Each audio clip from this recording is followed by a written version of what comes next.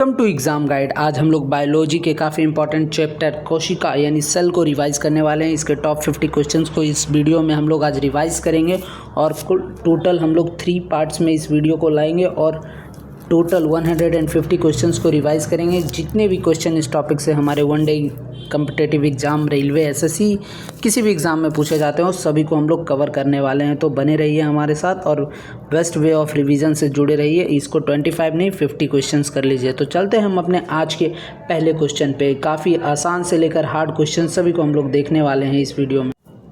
आज का हमारा पहला क्वेश्चन है कि जीवों की मूलभूत संरचनात्मक और क्रियात्मक इकाई क्या होती है। तो इसका सही आंसर होगा ऑप्शन ए, कोशिका होती है हमारी संरचनात्मक एवं क्रियात्मक इकाई। कोशिकाओं के अध्ययन को क्या कहते हैं? तो इसे साइटोलॉजी कहते हैं। अब हमारा अगला क्वेश्चन है, कोशिका विज्ञान का जनक किसे कहते हैं? तो इसका सही आंसर होगा ऑप्शन ए, रॉबर्ट हुक होगा। सभी जीवों की इसके बने होते हैं तो कोशिका ही हमारी क्रियात्मक और संरचनात्मक इकाई होती है, तो कोशिका इसका सही आंसर होगा। कोशिका की खोज किसने की थी? तो रॉबर्ट हुक ने 65 में की थी और इन्होंने डेड सेल की खोज की थी।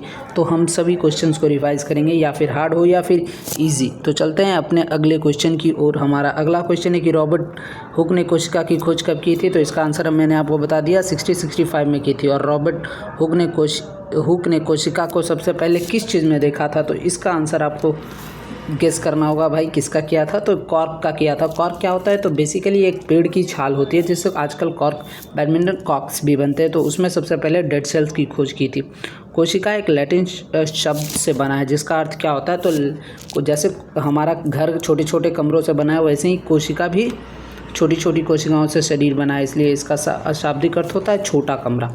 और इन्होंने अपनी किस पुस्तक में इसका चर्चा किया था? तो माइक्रोग्राफिया पुस्तक में सबसे पहले इसकी चर्चा की थी। हमारे अगले क्वेश्चन पे हम चलते हैं कि एक जीवित कोशिका की खोज किसने की थी? तो इसका सही आंसर होगा जीवित कोशिका की खोज लुवेनहॉक ने की थी। वॉन लुवेनहॉक इनका पूरा नाम था। इन्होंने 1674 में इसकी खोज की थी। तो चलते हैं हम अपने अगले क्वेश्चन की ओर।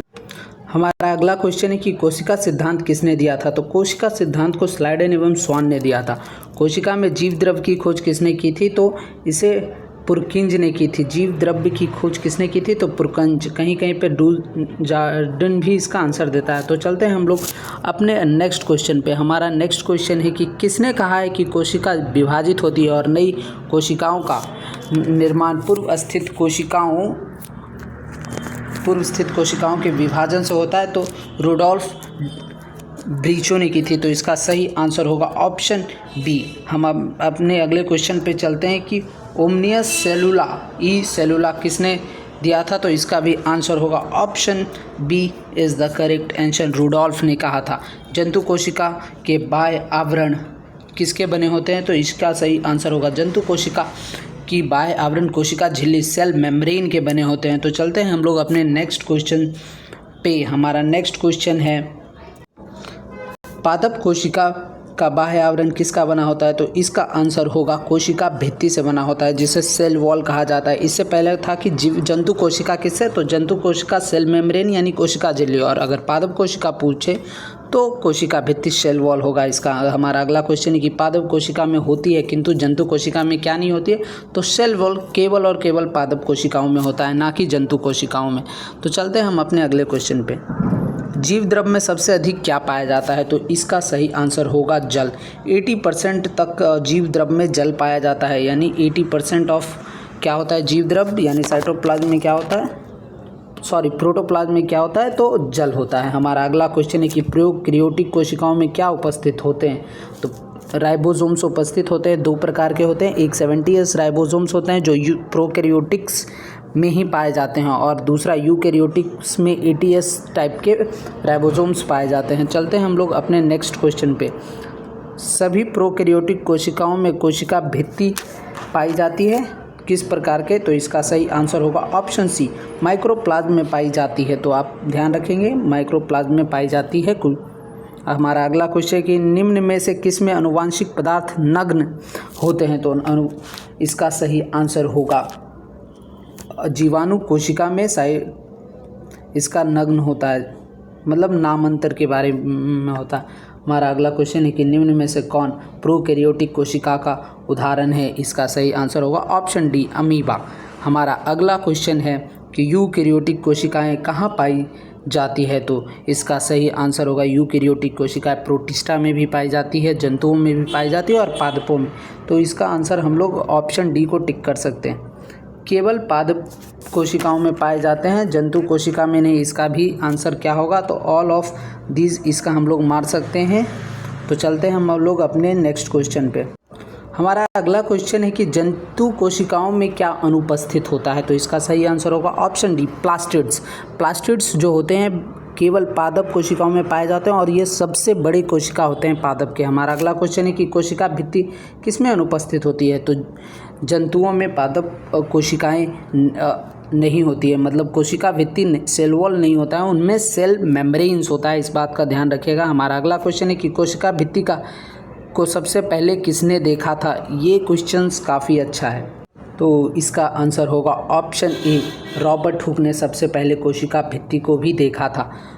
इसका आंसर आप ऑप्शन ए टिक कर सकते हैं। हमारा अगला क्वेश्चन है कि शैवालों की कोशिका भित्ति मुख्य रूप से किससे बनी होती है, तो इसका सही आंसर होगा सेलुलोज से बनी होती है। Option A is the correct. हमारा अगला क्वेश्चन है कि पादप की कोशिका भित्ति में क्या पाई जाती है। पादप कोशिका भित्ति में ये सभी चीज़ें पाई जाती है, सेलुलोज भी पाई जाती है, पैक्टीन भी पाई जाती है, हेमोसेलुलोज भी पाई जाती है। तो इसका सही आंसर होगा ऑप्शन डी।